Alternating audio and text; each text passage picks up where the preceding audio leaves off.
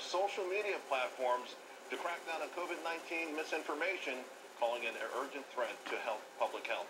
Well, I'm going to bring in Dr. Marty Makary. He's a professor of health policy at the Johns Hopkins Bloomberg School of Public Health. He's also a Fox News medical contributor.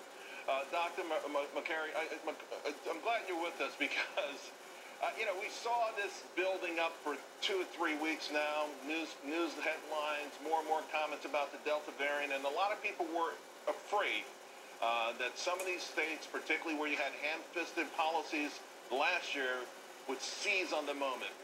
What do you make of LA County saying not only is the mask mandate back in effect, it's in effect indoors, and even if you're vaccinated? What kind of message does that send to someone who's on the fence about getting vaccinated?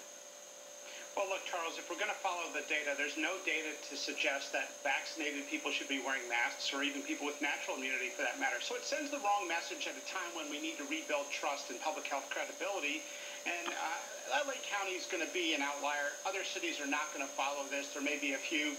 But right now, we are in headline high season of fear-mongering. If you look at the San Francisco Chronicle and LA Times talking about a spike and a surge, there may be an increase in cases, but we're not really seeing an increase in critical illness presenting to the hospital.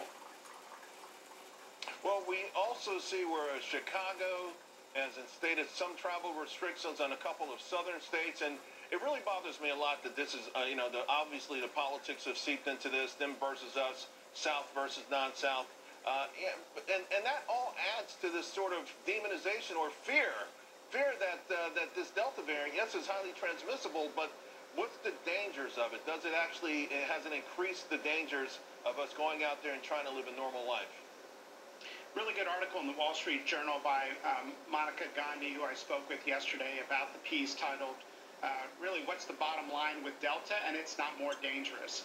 And if you talk to doctors at the hospital, they will tell you that the people they're seeing there, which range from 0 to 5 people at most large hospitals who are ill with COVID, that they are unvaccinated people with rare exceptions. And that's consistent with what we saw from the UK this week with a study using the Pfizer vaccine showed that fully vaccinated people were extremely protected from severe illness, and there was a 96% efficacy in preventing hospitalization.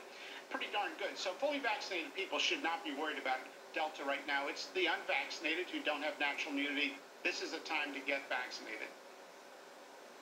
Let's talk about natural immunity. You came under a lot of criticism earlier in the year with some of the predictions that you made about natural immunity and the herd immunity. Where are we with that? Well, it's ironic that LA is enacting some of these restrictions in violation of the CDC guidelines, by the way, about fully vaccinated people wearing masks. LA has one of the highest rates of immunity in the country. They've got 75% of adults vaccinated, and about half the unvaccinated have natural immunity. Those are not my numbers. The half of unvaccinated who have natural immunity comes from the seroprevalence data that the state released. And so when you ignore natural immunity, Charles, as the current Biden administration and our public health officials are doing, it paints a more dire situation, ups the ante to get to the end of this pandemic, and it invokes mandates and vaccinating kids and other things. So when you ignore natural immunity, it has a lot of implications. The messaging so far, again, with the Delta variant, I feel, has been driven by politics and control more than honesty. What does this mean for the future? Because you've always pointed out that it's a coronavirus, and these viruses mutate all the time. It's a natural part of viruses, and they come back. We know that with the flu. What does it mean to get Americans comfortable and confident as there will be future additional variants of this, of COVID-19 or COVID? It's so frustrating, Charles. I'm not sure what to do because we're up against a lot of fear-mongering headlines. For example, San Francisco a few weeks ago went from 10 cases to 42 cases in a city of about 1 million people. And that was reported as a 400% surge, an increase that was described as a spike. Most of those are asymptomatic, and as long as we're PCR testing with as much vigilance as we're doing, we're actually testing people who are already immune routinely in the United States, and that's giving us a lot of what we call positive test results from a colonized virus and not true illnesses. And as long as we're going to test every athlete and every person who goes to a stadium or flies on a plane or goes to an event, guess what?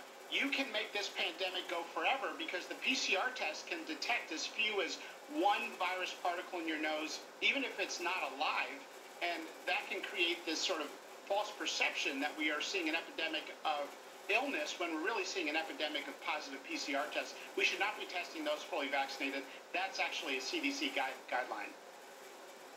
Wow, I did not know that. That is really amazing. It's remarkable what's going on in the middle of everyone trying to stay alive. We're glad we have you, Dr. Makary. Thank you so much. Always a pleasure to speak with you.